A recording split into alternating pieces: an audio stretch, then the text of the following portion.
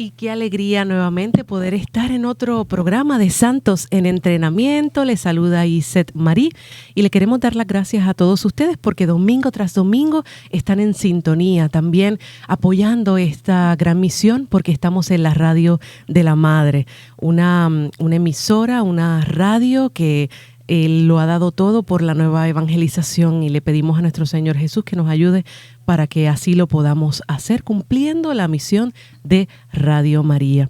Así que bueno, en el día de hoy vamos a estar, como ustedes pueden ver, con un gran amigo y que no nos vamos a cansar de ser a lo mejor algún adjetivo que pudiese utilizar es, no sé, caripelado, como decimos en Puerto Rico, o siempre nos gusta tenerlo. Es que él no sabe que estamos.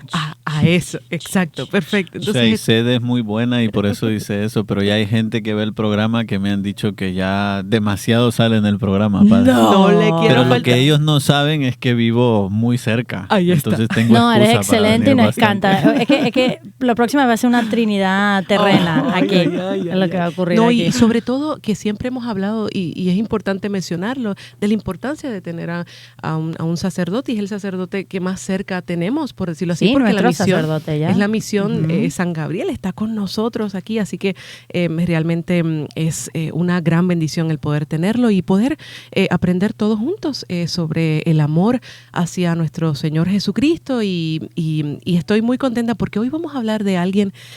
Quiero decirles que yo no sé mucho y no estudié tanto, así que yo voy a venir hoy como una estudiante. Y hoy le quiero agradecer personalmente al Padre porque fue el que estuvo pendiente, ¿verdad? Yeah. De que en esta semana, este programa sale el 26, pero el 24 celebramos un día y un momento muy importante específicamente para nosotros los latinos. Así que vamos a estar hablando, China, queridísimo Padre, de Oscar Romero. Ya, y yo también vengo como alumna, porque conozco de Monseñor Romero, he ido a El Salvador y pude ir allí, yo supongo que luego hablaremos de eso. Impactante y un modelo y nada, yo también vengo como alumna, así que vamos a hablar hoy de Monseñor Romero y del gran ejemplo que nos da, y no es algo como que qué bonito, mira cómo dio su vida, sino el impacto sigue y tenemos mucho que aprender de él. Claro que sí, y que también es muy cercano al corazón del Padre, porque pues trato siempre de que salga lo jocoso, ¿verdad? Pero es realmente lo único que sé en ese sentido, o sea, no es lo único, sé lo general, o lo que dicen la bibliografía católicas, pero lo único que le puedo decir es que es Raúl Juliá, que es puertorriqueño, fue el que hizo una de sus películas. Es verdad. No lo Así había que visto. Puerto Rico estuvo ahí en algo. Pero Padre, ¿por qué podemos decir que este gran Hijo de Dios ahora mismo está allá en el cielo intercediendo por nosotros? Sí, muchas cosas. O sea, lo primero que llama la atención de San Oscar Romero es obispo y mártir, ¿no? Es decir, hoy que está tan no de moda hablar de los obispos, ¿no? Con todo esto de los escándalos, etcétera. Qué bueno. Es bonito ver que no es el único, ¿eh? Hay otros santos que han sido obispos y mártires, ¿no? Porque es decir, el obispo es la cabeza de una iglesia particular, ¿no? Es decir, tiene que ser el ejemplo de todo, ¿no? Hasta de martirio. Y hay obispos que con su vida han sido ejemplos, ¿no? De que todos tenemos que ser mártires en cierto sentido, ¿no? Entonces, es una historia apasionante empezando por ahí, ¿no? Luego, yo lo pensaba un poco, es la primera vez que tengo la oportunidad de hablar de un santo salvadoreño. Wow. Y lo dice en Radio María. ¿Y lo conocías desde pequeño? Y lo conocía desde pequeño. Okay. La verdad es que casi que puedo decir que me ha perseguido toda la vida porque mi párroco de El Salvador era un hombre muy devoto. De hecho, se me olvidó, me regaló una pequeña pintura de Monseñor Romero que tengo en mi oficina. La iba a traer y se me olvidó. Que me ha acompañado desde que yo era adolescente. Él me la regaló, me contó un poco la historia y entonces empecé a ser mi amigo de Oscar Romero poco a poco, ¿no? Pero yo creo que es esto, ¿no? Que como salvadoreño es todavía más impresionante, ¿no? Porque al final es alguien de tu país, alguien que ha vivido en el mismo contexto histórico, en el mismo lugar, que ha llegado a los altares, ¿no? Es decir, que ha llegado al cielo en realidad, que es todavía más sorprendente, ¿no?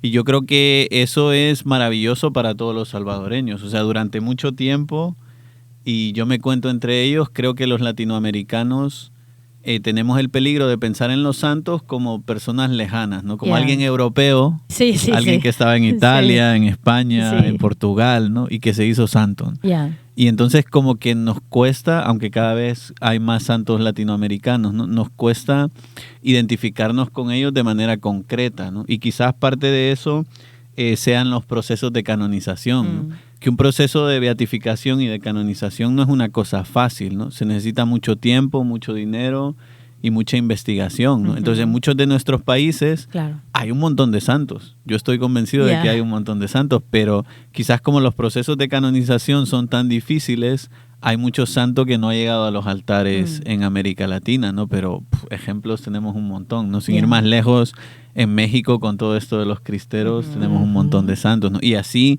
en un montón de países. Pero con Óscar Romero pasa algo bien interesante, ¿no? Podríamos preguntarle a todos los salvadoreños y hacer una encuesta, pero yo crecí convencido que jamás iba a ver a Óscar Romero canonizado. Desde pequeño yo pensaba, esto va a pasar, pero va a pasar cuando se muera la generación de mis papás, quizás cuando se muera mi generación, porque hay un montón de temas que se mezclan, ¿no? Sí. Por el contexto histórico del Salvador y sobre todo por la guerra civil. Hay mucha gente que, bueno, que no ve a Óscar Romero con buenos ojos, ¿no? Podemos hablar un poco de eso y desmentir un poco los mitos. Excelente. Pero yo desde el principio estaba convencido y gracias a Dios soy un hombre de poca fe y me equivoqué, ¿no? Y me equivoqué, pero desde el principio yo recuerdo que hablando con otros salvadoreños siempre decíamos, bueno, cuando pasen los años y cuando se mueran las generaciones de la guerra, entonces ya van a canonizar a Monseñor Romero, ¿no?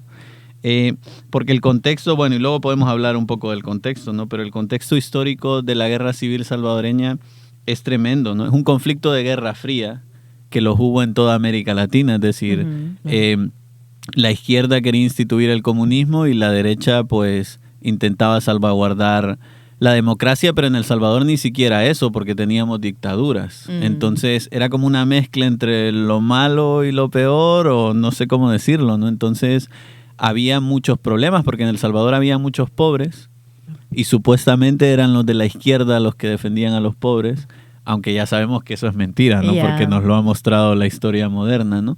Pero se mezclaban todas estas cosas de política con todo lo que estaba pasando, ¿no? Y en ese contexto, a Óscar Romero le toca hacerse arzobispo, ¿no? Que, nadie quería ser arzobispo de San Salvador en esa época porque sabían el problema que se venía encima, ¿no? Cómo estaba el país, cómo iba a explotar la guerra, porque la guerra explotó en los años en que Óscar Romero fue arzobispo. Entonces, que dijera que sí, Óscar Romero, a querer ser arzobispo, ya nos habla de un hombre de un gran corazón, ¿no? De un hombre de una gran confianza en Dios, en la Virgen María, ¿no? Porque yo estoy seguro que si hubieran nombrado a otro obispo, quizás habría dicho que no, ¿no? Porque era un trabajo tan difícil. Y de lo que usted ha podido pues estudiar un poco cómo era pues su día a día, en el sentido de que me imagino que en su corazón debía de haber estado pues ese momento de o esa firmeza en la fe, pero al mismo tiempo ver la pobreza, la guerra, cómo es que no, es tremendo. Donde mejor se puede apreciar eso es en el diario. Óscar Romero tiene un diario No sabía. que es muy bonito. O sea, a mí siempre que me preguntan qué puedo leer de San Óscar Romero, siempre digo, lee el diario. Porque al final las biografías no dejan de ser todas un poco de interpretación de la realidad, ¿no? Lo que ellos piensan de Óscar Romero, y a veces se mezcla un poco con política, ¿no? Pero el diario es lo que él escribía, no lo escribía, sino que lo grababa toda la noche. En una grabadora antes de irse a dormir, grababa algo. ¿Y queda esos audios? Los audios están por ahí, pero lo mejor de todo es que lo han transcrito y uno puede comprar el diario de Óscar Romero y leerlo, ¿no? Y entonces se ve esto que dice Iset, o sea, el corazón de alguien que está dividido, ¿no? Por una parte un gran amor a Dios, una gran devoción, pero por otra parte ver el sufrimiento de todos los pobres, de toda la gente y cómo ayudarlo, ¿no? Más adelante podemos hablar de eso, pero es que además recibía constantemente amenazas de muerte, ¿no? Le llamaban a la casa para decirle que lo iban a matar. Entonces, toda esa tensión la iba acumulando y se nota en el diario, ¿no? Como conforme se va acercando al día que lo mataron, él mismo va teniendo cierto nerviosismo, al mismo tiempo una fe enorme, ¿no? Porque muchas veces dijo, si llegaran a matarme, yo estoy dispuesto a dar mi vida, ¿no? Por Cristo. y a dar mi vida por quienes amo, que son todos los salvadoreños, ¿no? Que eso fue bien bonito, porque en esa época había quien decía que el arzobispo, y podemos hablar de esto, ¿no? Al principio, cuando lo eligieron arzobispo, digamos que era la figura conservadora de los obispos, ¿no? En El Salvador. Y entonces la idea era, vamos a escoger a este porque no va a cambiar nada, ¿no? Todo va a ser igual, ¿no? O por lo menos eso es lo que se decían. Y sin embargo, ahora vamos a ver, ¿no? Monseñor Romero tuvo como dentro de su episcopado una pequeña conversión, ¿no? Como que él mismo fue viendo las necesidades y ajustando su ministerio a lo que estaba pasando a su alrededor. Que no es fácil. Yo como sacerdote lo vivo, o sea, yo tengo mis ideas, tengo mi modo de pensar. Y a veces los sacerdotes tenemos el peligro, y los obispos también, de imponer nuestras ideas y nuestro modo de pensar a la gente, ¿no? Pero al final es ese equilibrio entre estas son mis ideas y mi modo de pensar, y esto es lo que la gente necesita, y a ver cómo hago para ponerlo todo junto y para hacer la voluntad de Dios, no solo lo que yo quiero. Y yo creo que Óscar Romero en eso fue un maestro, como vamos a ir viendo ahora, ¿no? Nació en Ciudad Barrios, San Miguel, el 15 de agosto de 1917. 15 de agosto, o sea, ya hay... La Virgencita estaba ahí. Exacto. Yeah. Y bueno, aquí en Virginia tenemos muchos migueleños, mucha gente de San Miguel, así que mucha gente que le Perdón, tiene... ¿en qué año nace? En 1917. Ok. 1917. Y entonces muere el 24 de marzo, por eso celebramos la fecha ese día, de 1980, ¿no? Y lo conocemos todos los salvadoreños como Monseñor Romero, ¿no? Nadie le llama a Óscar Romero en El Salvador, o muy poquitos le llaman Óscar Romero, ¿no? Para nosotros es Monseñor Romero, ¿no? Todo el mundo lo conoce así, porque en El Salvador existe la costumbre de llamar a los obispos Monseñor, ¿no? Porque todos son monseñores. Y es bien interesante, o sea, yo soy justo de la generación de los salvadoreños que nacimos al final de la guerra. Padre, usted no había nacido. Perdone. Usted no había nacido. Al final de la guerra, ¿no? O sea, la guerra civil salvadoreña duró más o menos entre 11 y 12 años. Wow. Que son muchos años. Claro, son muchísimos. Y murió mucha gente, o sea, es tremendo, ¿no? Matándonos entre nosotros mismos. Más o menos se dice que de 1979 a 1991, 92, wow, que es cuando se firmaron los acuerdos de paz. Yo nací en el 89.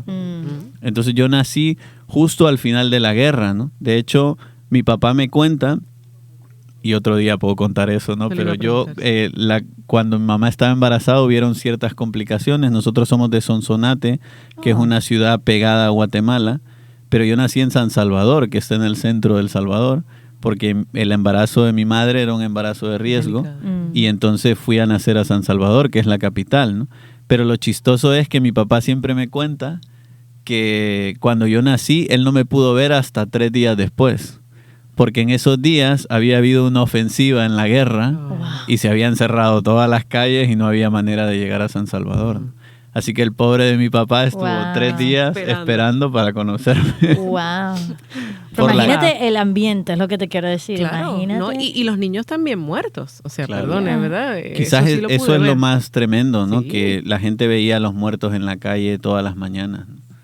Y era tremendo, ¿no? La verdad es que eso daría para otro tema, lo de la guerra, ¿no? Pero en este contexto de guerra y de sufrimiento y de dolor y de pobreza y de división en El Salvador, digamos que Óscar Romero fue la luz, ¿no? Que iluminó El Salvador, ¿no? En realidad fue Cristo, pero por medio de Óscar Romero, porque yo recuerdo, se lo preguntaba a mi abuela cuando todavía estaba viva, ¿no? Abuela, ¿cómo eran las homilías de Monseñor Romero? ¡Wow! ¡Qué maravilla! ¿Tenía familia? ¡Qué maravilla! Esto es lo máximo. Ajá. Y la abuela siempre me contaba, no, es que todos los domingos, todos los salvadoreños estaban escuchando la radio. Todos los salvadoreños escuchaban la homilía de Monseñor Romero. Todos los salvadoreños estaban esperando, ¿qué va a decir Monseñor esta semana? Y eso en el tiempo en el que vivimos, a mí me es sorprendente, porque ahora los sacerdotes y la iglesia somos menos relevantes. Nadie está esperando la homilía del Padre Guillermo para escucharla el domingo. Claro que sí, Padre, disculpe. Pero con Monseñor Romero pasaba eso. Todo El Salvador, hasta los que no eran católicos, estaban pendientes de lo que iba a decir en la homilía. Y lo más bonito de todo es que parte de la homilía la usaba para mencionar a los muertos de esa semana en la guerra, ¿no? Y para rezar por ellos.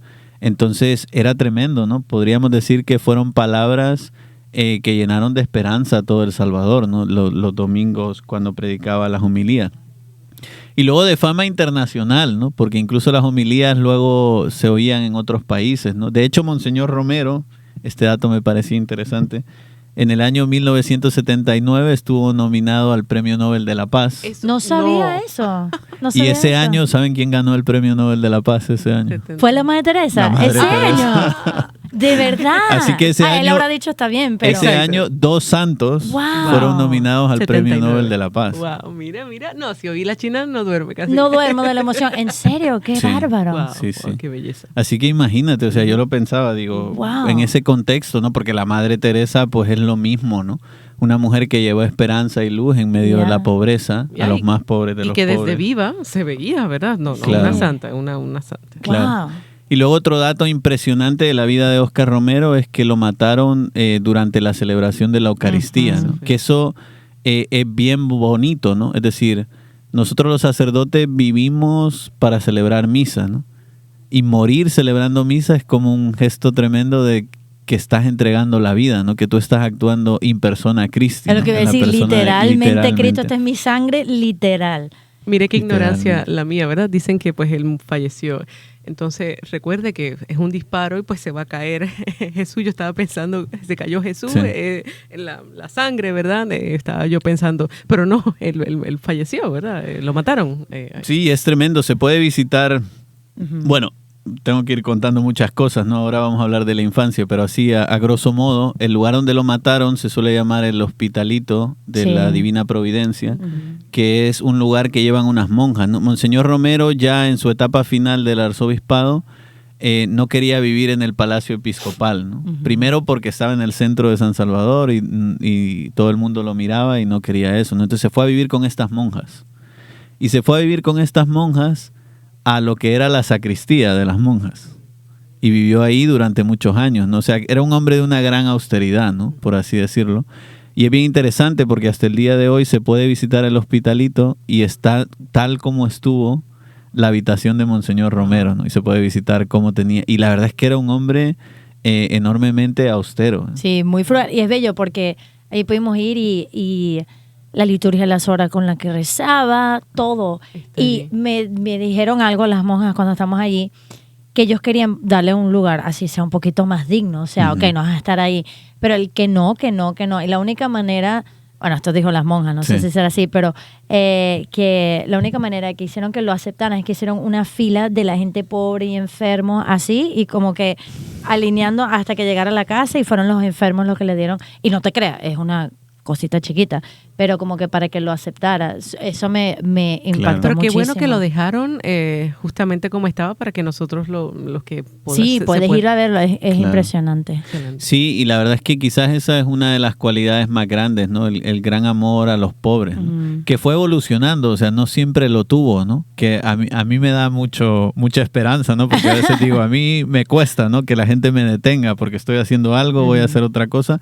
Pero Monseñor Romero tenía esa virtud, ¿no? Que si alguien lo paraba por el camino para pedirle dinero, se paraba, hablaba con él, le daba dinero, ¿no? Y eso demuestra un hombre de un gran corazón y de una gran caridad, ¿no? Porque yo desde luego pensaría, estoy ocupado, soy el arzobispo de San Salvador. Y es decir, él siempre se tomaba el tiempo de hablar con la gente, de estar con la gente, ¿no? De hecho, tiene una frase, alguien me regaló un cuadro que tengo en mi habitación en la Rectoría de Todos los Santos, con una frase de Monseñor Romero que es muy bonita, que dice: con este pueblo no cuesta ser buen pastor, ¿no? Como Oh. diciendo, o sea, con esta gente tan buena Mm. es fácil ser buen pastor, ¿no? Y es verdad, era un hombre como muy, en su última etapa, como muy cercano a la gente, ¿no? Pero hablemos un poco de la infancia. Sí, porque no si sé absolutamente nada. Ya, por favor. Porque si no, hablamos del final y no Ya, hemos ya, dicho ya, nada ya. del principio. Ya. Entonces ya dijimos que nació en Ciudad Barrio, San Miguel. Fue el segundo de 8 hermanos. Oh, O interesante. sea que ya se habla de una familia bastante generosa, ¿no? Y bastante religiosa, según cuenta él mismo, ¿no? Fue bautizado en 1919 en su parroquia natal y dice una biografía que desde niño fue muy frágil y muy enfermo. Desde niño tenía muchas enfermedades, ¿no? Pero es algo impresionante. Luego también dice que en su infancia ya practicaba la oración nocturna Wow. y la veneración al Inmaculado Corazón de María. Wow, Wow, Dios lo preparaba. Que a mí me sorprende, ¿no? Wow. Porque yo siendo niño. Ya. Pero él desde pequeño tenía como una gran sensibilidad para las cosas religiosas, ¿no? Yo creo que la mamá rápidamente se dio cuenta que quizás el Señor lo llamaba a ser sacerdote. Tanto es así que en 1930, a los 13 años, entra en el seminario menor, ¿no? En San Miguel, Mira. que lo llevaban los padres claretianos, y ahí se forma, ¿no? Ahí hace todo lo que le queda del colegio hasta el final, y en 1937 entra al seminario mayor, que antes en El Salvador solo había un seminario que se llamaba San José de la Montaña en San Salvador, que sigue existiendo. Después él fue rector de ese seminario y estuvo muy involucrado después siendo obispo, ¿no? Pero ahí se formó, ¿no? Al año siguiente de entrar en el seminario se trasladó a Roma. Que es muy culto. O sea, Exacto. quiero Eso iba a decir, decir, mucha eso iba a gente decir. no Sí. sabe esta parte de él. Sí, porque, es decir, normalmente uno está en el seminario unos años para irse después a Roma, ¿no? Pero a él lo mandan a Roma rápido. Y de hecho es bien curioso, porque las varias biografías que hay de él dicen que para escoger a los seminaristas para ir a Roma, lo que hicieron fue un concurso de poesía. Oh. mira, si Todos quieres los eso seminaristas también. hicieron un poema y eligieron el poema que más les gustó a los formadores. Y entonces Oscar Romero, además de ser santo, además de ser Poeta, todo lo sí. que... Era poeta. Poeta. No. Le gustaba escribir poemas, ¿no? Wow. Porque gracias a ese poema, a esa poesía que escribió, lo mandaron a Roma, ¿no? Wow. A estudiar Wow. teología a Roma. Habrá que ver alguno de, Sí, de esos ¿qué escritos. poema es? Sí, Exacto. ya.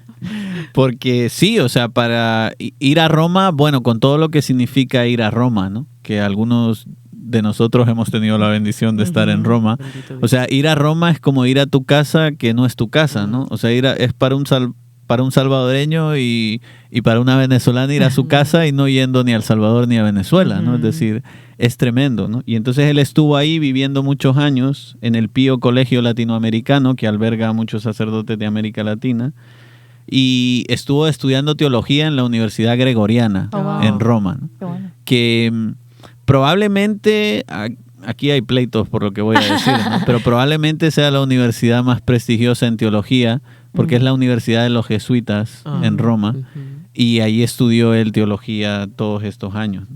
Un dato curioso es que fue profesor de él, Giovanni Battista Montini, Wow. que después se convirtió en el Wow. Papa Pablo VI. No puede Mira. ser. Pero es que los santos se entrelazan, ¿eh? Exactamente. ¿ya? Ujú. Que también es santo. Exacto. Entonces, Y yo lo quiero mucho y ahora voy a Claro. querer mucho más a claro, Wow. claro. Monseñor Entonces Romero se cruzaron, él siendo profesor y el Wow. otro siendo alumno, ¿no? también. En Roma, ¿no? Wow. Un dato bien curioso es el viaje a Roma, ¿no? Ahora cuando vamos a Roma, pues nos vamos a Dallas Airport, Sí. nos subimos Llegamos al en avión 8 y horas. llegamos, ¿no? Ajá. Pero en tiempos de Monseñor Romero, ir a Roma era ir a Roma en barco, Wow. pasando por un montón de lugares. Entonces era un viaje en el que sabías que ibas, pero no ¿Qué sabías si semanas volvías. Qué o dato meses? interesante. Ok. Wow. Claro. Ujú. Entonces él cuenta mucho el viaje de vuelta de Roma, ¿no? ¿Y Cuando en qué lo año más o mandaron. menos es esto? Que estoy pensando, Ujú. no sé más o menos de qué año, por el 30, 40. Estoy pensando esto después de la guerra, supongo. 40 y Sí. pico, yo Sí, pienso. ok. No, Sí. interesante, ok. Y entonces es tremendo, ¿no? Porque el viaje de vuelta, él cuenta un poquito del viaje de vuelta al Salvador y dice que estando en Cuba, porque tuvieron que hacer escala en Ok. Cuba, como él venía de Italia era fascista con Mussolini, ¿no?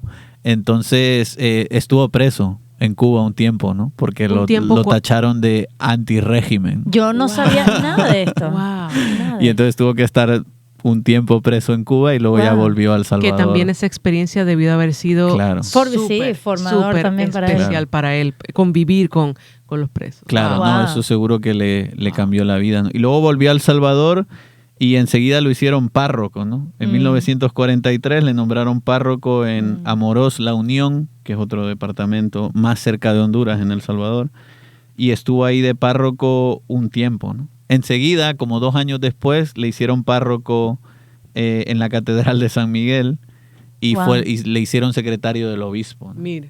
Rápido, porque probablemente era un hombre brillante, Claro, inteligente, claro.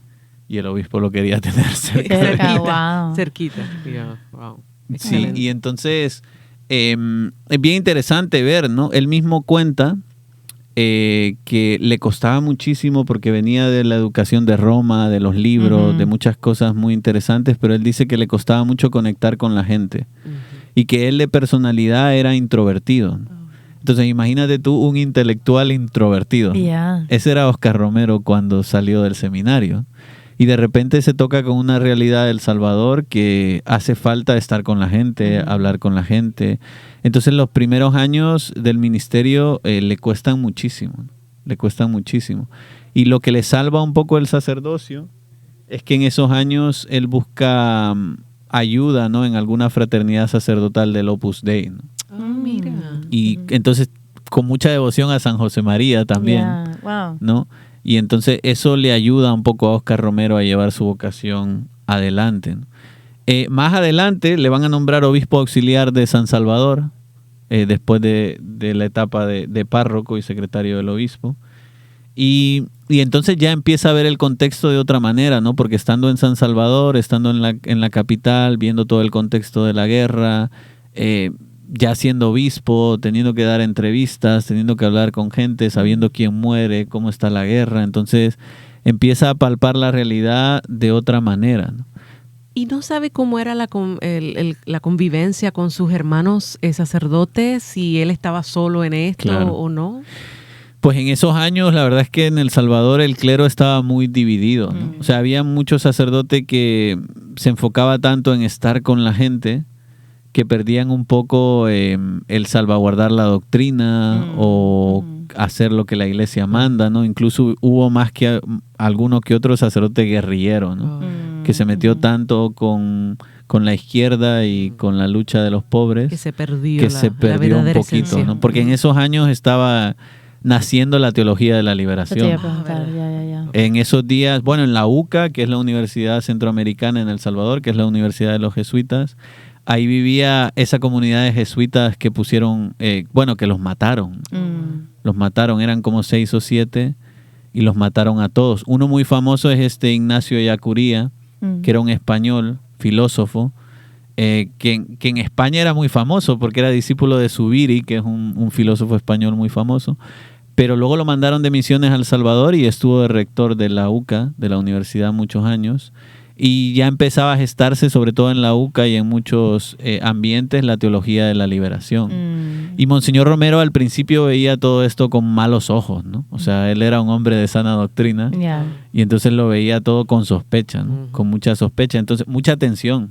Mucha tensión, y él era el hombre, podríamos decir, de derechas, el hombre de la sana doctrina. Entonces, muchos sacerdotes lo veían mal. Y te agradezco la pregunta porque lo siguiente que iba a decir es que le nombraron obispo de Santiago de María, que era una diócesis pequeña y nueva donde habían muchos problemas, ¿no? Santiago de María está muy cerca de San Miguel, mucha gente pobre, ¿no? Y eso le cambió a él el sacerdocio y el ministerio, ¿no? Porque él mismo tiene una frase que dice que en Santiago de María me topé con la miseria, ¿no? Porque en Santiago de María le tocó de verdad llegar a una diócesis pobre, ver cómo la gente se estaba muriendo de hambre, ver cómo los explotaban en el campo, ver cómo los mataban como si eran animales, ¿no? Y eso fue entrando en él, ¿no? Él que era obispo y tenía que preocuparse por la gente. En Santiago de María, podríamos decir, empieza su conversión, ¿no? En Santiago de María empieza a darse cuenta de todo lo que está pasando y empieza un poco a abrir los ojos a toda la realidad del Salvador y a ser un poco más flexible, ¿no? Como que empieza a entender, claro, sin justificar las cosas malas que hicieron algunos sacerdotes, pero intenta entender un poquito más todo esto de la teología de la liberación y la opción preferencial por los pobres, ¿no? Que esto es algo que dice el Concilio Vaticano II, ¿no? Lo que pasa es que a veces se ha malentendido, ¿no? Pero ya a él le empieza a sonar todo esto, ¿no? Decir, es verdad, ¿no? Yo tengo que estar del lado de los pobres, tengo que querer a los pobres, tengo que ayudar a los pobres, ¿no? Y en este contexto le hacen arzobispo de San Salvador. Entonces imagínense, o sea, le hacen, como decía antes, arzobispo de San Salvador pensando todo va a estar bien, ¿no? Oscar Romero va a ser un hombre de sana doctrina y ya está, y El Salvador va a ser estable y no va a pasar nada. Pero en esos años sucede el fenómeno que ya no solo están matando gente, sino que empiezan a matar sacerdotes y empiezan a matar catequistas. porque para mucha gente de la derecha la iglesia era comunismo. Entonces los catequistas eran comunistas, hay que matarlos. hay que eliminar. Y los sacerdotes eran comunistas, hay que matarlos, ¿no? De hecho, la derecha salvadoreña tenía un eslogan, ¿no? Que decía, haz patria, mata un cura. No sabía eso. Wow. Haz patria, mata un cura, porque los curas era sinónimo de comunista. Pero entonces tiene un problema, porque la derecha no lo quiere, supongo que para la izquierda no es lo suficientemente izquierda, Eso porque es. él entiende, o sea, entonces es nadie te entiende, qué Wow. difícil, ¿no? No, era tremendo, o sea, estaba en medio, ¿no? Estaba en medio y le tocaba, la verdad es que siempre que habían problemas, siempre le buscaban a él de mediador, ¿no? Porque sabían que tenía comunicación con el gobierno y comunicación con la izquierda, ¿no? Entonces siempre le buscaban a él como mediador y el pobre hacía lo que podía, ¿no? De hecho, el deporte favorito de los comunistas durante esos años era tomarse iglesias, ¿no? Porque sabían que en las iglesias no les iba a pasar nada, ¿no? Entonces, Catedral de San Salvador, cantidad de veces que se encerraban ahí con rehenes y Monseñor Romero tenía que lidiar con eso y mediar, ¿no? Entonces, una situación bien traumática. De hecho, en la película, que tú hablabas de la película, hay solamente una he visto la escena. introducción. Ajá. Hay una escena de que se toman la iglesia de Aguilares, si yo no me equivoco, y él va y va a recoger el Santísimo, ¿no? Wow. Y los soldados intentan impedírselo, pero él lo hace de todas maneras, ¿no? Y se lleva el Santísimo. Hoy me acostaré tarde. Si Dios lo Era, permite. te vas a Tengo que verlo. Así que es tremendo, ¿no? En todo este contexto, ser obispo, tremendo, ¿no? Obispo de todos en un país totalmente dividido. O sea, yo no sé cómo sacó adelante esto Oscar Romero. Bueno, sí sé, con la ayuda de Dios, ¿no? Y fíjense que alguien que era muy amigo suyo es alguien que acaban de nombrar beato, el beato Rutilio Grande, que es un jesuita salvadoreño.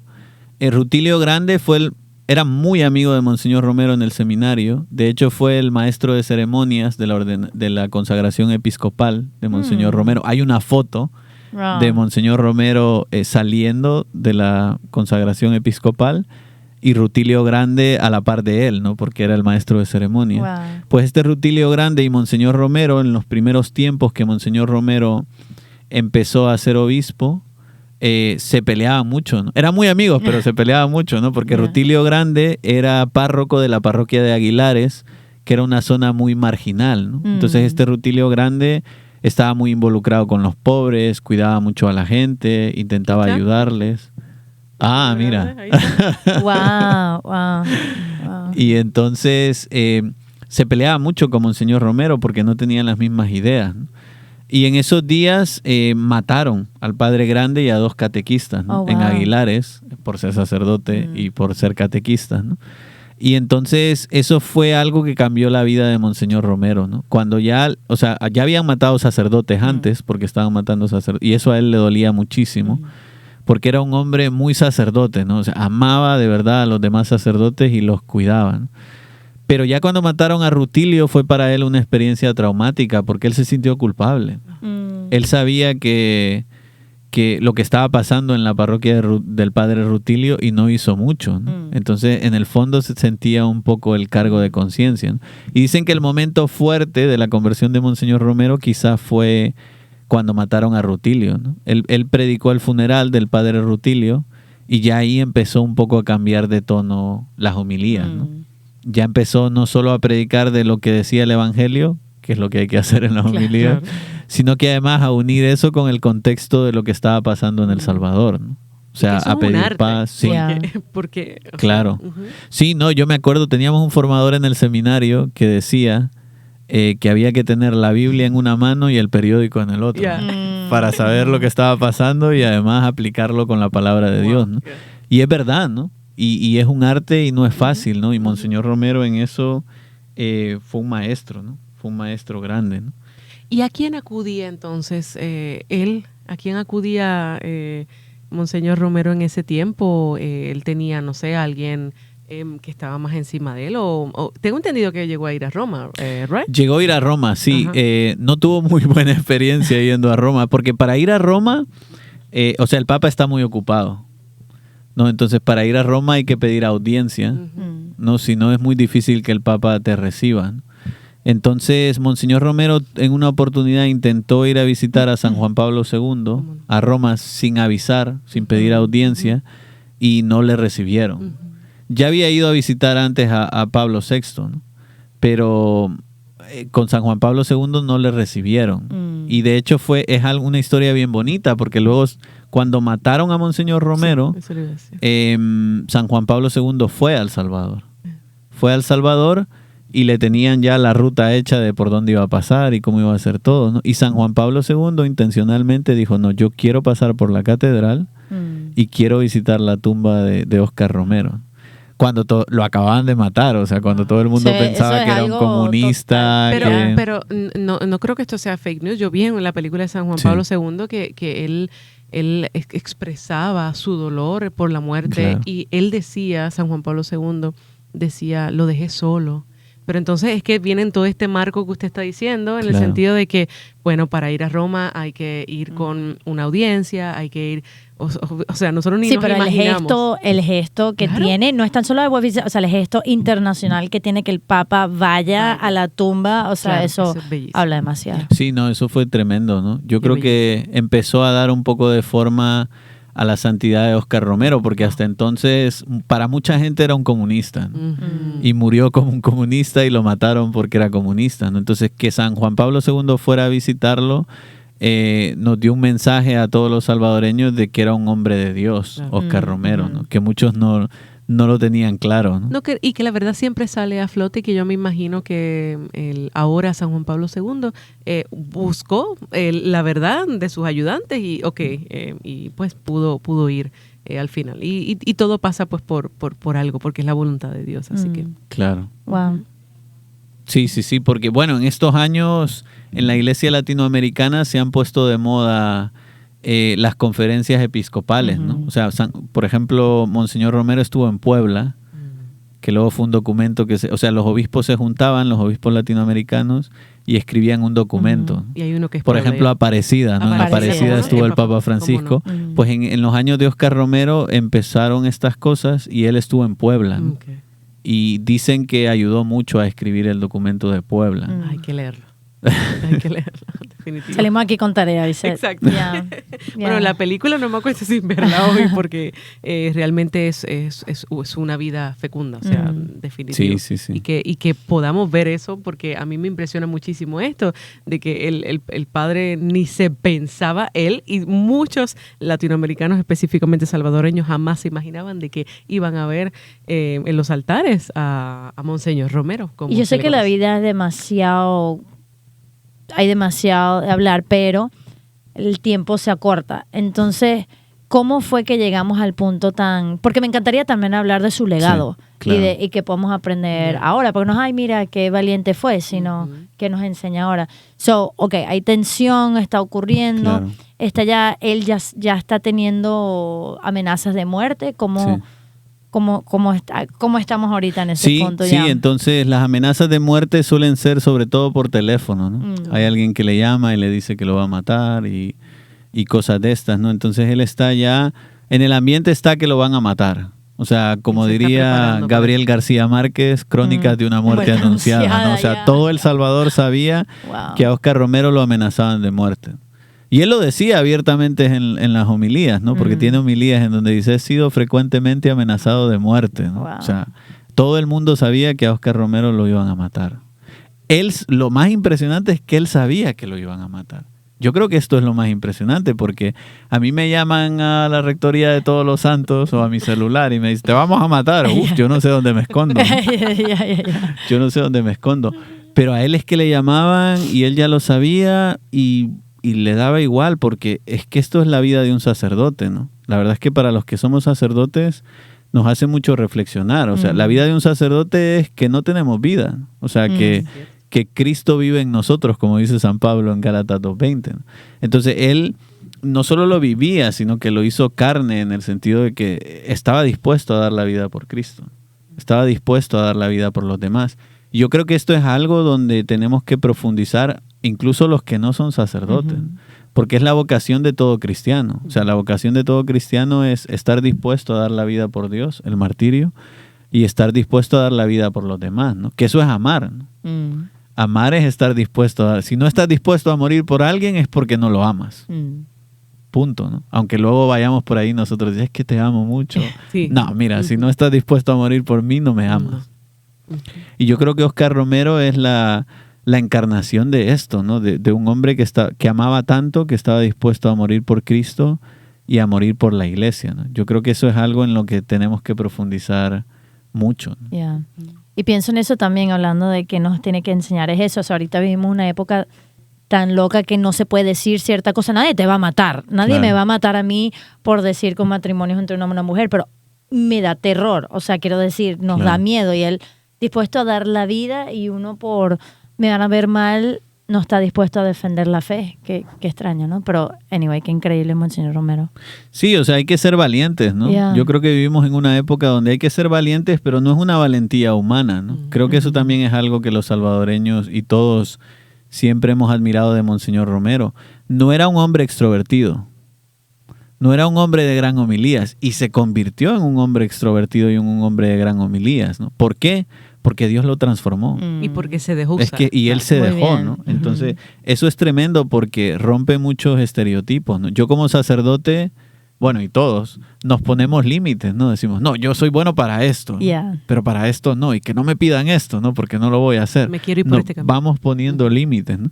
Y Oscar Romero es el típico ejemplo de alguien que se dejó hacer por Dios, ¿no? Y cuando uno deja que Dios haga en su vida, Dios hace maravillas, ¿no? De donde no hay, Dios saca. Yeah. Y eso es la vida de Oscar Romero. Y lo que usted habla mucho en sus homilías, porque estamos Oh. pendientes a sus homilías, es de que tengamos ese tiempo para poder conversar con Dios, que es el dador de la vida. Y yo creo que en este tiempo que estamos en Cuaresma, aún todavía es un muy bonito momento para poder ver cómo estamos en este sentido de esa comunicación que tenemos con nuestro Señor Jesús, si es que le decimos que lo amamos tanto, ¿verdad? Y yo creo que es bonito poder mirar a ese inicio de Cuaresma en aquel miércoles de ceniza y ver cómo vamos en eso. Sí. Sí. ¿Cómo vamos? Sí, porque, o sea, por eso me llama mucho la atención lo del diario de Oscar Romero, es decir, no escribía un diario porque sabía que lo íbamos a leer. Claro. O sea, porque a veces los santos tienen mucho pudor, ¿no? O sea, Yeah. Santo Tomás de Aquino quemó un montón de sus escritos, San Ignacio de Loyola lo mismo, o sea, los santos no escriben cosas para que los demás los lean, ¿no? Los santos al revés, escriben cosas para que se quede escondido, ¿no? O sea, para que lo sepa Cristo y lo sepa yo, ¿no? Y yo creo que lo del diario de él era como una forma de desahogarse, ¿no? Con Cristo en las noches. Me lo imagino haciendo examen de conciencia y después grabando el diario, ¿no? Como diciendo, mira, esto es lo que llevo en mi corazón, ¿no? Y es bien interesante porque nos enseña la gran importancia de tener buena memoria, ¿no? Yo creo que vivimos en una época donde no tenemos buena memoria. Yo tengo malicia. Y se nos olvidan las cosas, ¿no? Entonces, tener buena memoria en el sentido de acabar el día con Dios y contarle a Dios nuestro día, ¿no? Al final del día decirle, mira, hoy he estado muy cansado, ¿no? Hoy he tenido muchos problemas, ¿no? Hoy desahogarnos un poquito con Dios al final del día es un momento de intimidad que todos necesitamos. Fue muy bonito porque hoy en la cena Esthercita me dice, hey, mamá, ¿y qué es lo que tú haces cuando te vas a acostar? ¿Tú rezas? Y yo me quedé como que tan impactada porque entre las niñas que duermen en un solo cuarto, una le estaba diciendo a la otra, bueno, pues yo hago mi examen de conciencia y yo, y nos pedimos perdón una a la otra. Y yo escuché mal porque cuando yo le digo, y se piden perdón una a la otra, ella me dijo, no, lo hacemos en la mente. Pero qué bueno que niñas estén viendo, o sea, preguntándole a sus papás, o sea, que ustedes hacen de acostar. Wow. Ya. Y entonces tú estuviste en la tumba de Monseñor Romero. Bueno, fue Cuéntanos. interesante porque cuando fuimos a El Salvador, fuimos al hospitalito, nos dieron un tour de ese cuarto y yo decía, o sea, de la casita, y fuimos allí y me impactó porque decir el momento, o sea, celebrando la misa, ahí muere, y además que puedes ir a un museo donde ves todo lo que él tenía, la allí? sangre, sí, o sea, es impactante. Entonces, estar allí, uno dice, Claro. de maravilla, porque como decías, una muerte anunciada y el decir, sí, y que haya sido allí, en ese instante, yo creo que también es misericordia de Dios de decir, mira este santo, o sea, ejemplo mártir. Fue muy impactante. Eso fue en el, no sé, como en el 2007, 2006, por ahí. Pero espectacular. ¿No ha ido, padre? Yo he ido, sí. Yo he ido hace muchos años, la verdad. ¿Todavía eras seminarista? ¿O ni eso? Yo creo que sí, que ya era seminarista. Porque debe ser, yo estaba impactada y fue un momento de oración profunda y yo soy venezolana. O sea, soy cristiana, por eso me importa, pero quiero decir, no me imagino ser salvadoreño y tener eso ahí. Claro. So, ¿cómo fue ese día? ¿Cómo ocurrió su muerte un poco? Sí, entonces, no sé, o sea, todos sabían que en algún momento lo iban a matar, ¿no? Entonces, hay quien dice que incluso él sabía que ese día lo iban a matar, ¿no? Porque ya se lo habían anunciado gente que sabía. Todavía es un misterio quién lo mató, ¿no? Sobre esto hay ríos de tinta pero escritos. Dicen que fue un doctor, something, que sé yo. Bueno, yo la verdad es que dejémoslo en misterio, ¿no? Porque la verdad es que se dice un nombre, pero ni siquiera esa persona estaba involucrada, ¿no? Que era un político. Entonces, se suele decir que fueron los militares los que lo mataron, ¿no? Pero ni siquiera está claro, ¿no? O sea, tal como estaba el contexto del Salvador, a cualquier salvadoreño, no solo a Oscar Romero, lo podía matar la guerrilla o lo podían matar los militares, ¿no? Entonces, es todavía un misterio, ¿no? Lo que sí sabemos es que le dispararon, ¿no? En el hospitalito hay unas gradas fuera del hospitalito de la puerta. Se suele decir que el francotirador estaba en las gradas y le disparó de lejos, ¿no? De hecho, es muy bonito porque la homilía está grabada. Wow. Seguro que se puede buscar en internet. La homilía está grabada y se escucha el disparo. Cuando Oscar Romero está hablando, ¿no? Se escucha ¡pah! La bala, ¿no? Entonces está hasta grabado el momento en el que lo mataron. Y luego, claro, la gente consternada. Tú imagínate, o sea, las monjas hicieron lo que pudieron por recoger toda la sangre y por recoger las cosas de la misa, ¿no? Pero El Salvador consternado. O sea, El Salvador estuvo de duelo muchos días. Y la mayoría de salvadoreños se jugaron el pellejo yendo al funeral de Monseñor Romero, porque eso significaba que tú eras un comunista. Y de hecho, hubieron tiroteos en el funeral de Monseñor Romero, ¿no? Mucha gente fue y se arriesgó, pero fue bien complicado para muchos salvadoreños. Pero es que todos los salvadoreños querían ir a despedirlo. O sea, para todos los salvadoreños, Oscar Romero era un padre, ¿no? Entonces mucha gente se arriesgó incluso a ir al funeral, ¿no? Padre, y en el 2023 yo creo que nos sirve mucho poder leer el diario porque todos vivimos en un sistema político. O sea, sería bellísimo poder leer lo que él en su momento grabó y cómo lo podemos aplicar también a nuestro sistema político en el cual nosotros vivimos, porque también, aunque aquí no nos estamos matando unos con otros, como lo estaba diciendo la China, pero lamentablemente hay muchísima confusión, ¿verdad? Claro. Por esto de la política, así que puede ser una guía también para uno en estos tiempos de tanta confusión política. No, y pienso que, aunque no lo creas, nos quedan pocos minutos. 2 minutos. 2 minutos, pero ¿cómo se resume una vida? Pero es que cuando viene el padre siempre tenemos que hacer 2. Parte 2. Parte 2. No se lo va a hacer porque si no va a llegar muy tarde. Que mucho le queremos. Pero todo el mundo conoce, yo también conocía de Monseñor Romero. De hecho, el padre Juan fue ordenado el día de Monseñor Romero. A propósito, también, o sea, él siendo venezolano, y no me parece coincidencia que es la víspera también, o sea, casi de la Anunciación, el que nace un día mariano, o sea, bellísimo. Yo sé que fue hace poco, pero ¿cuándo lo beatifican? ¿Cuándo lo canonizan? ¿Cuándo fue eso? Eso fue...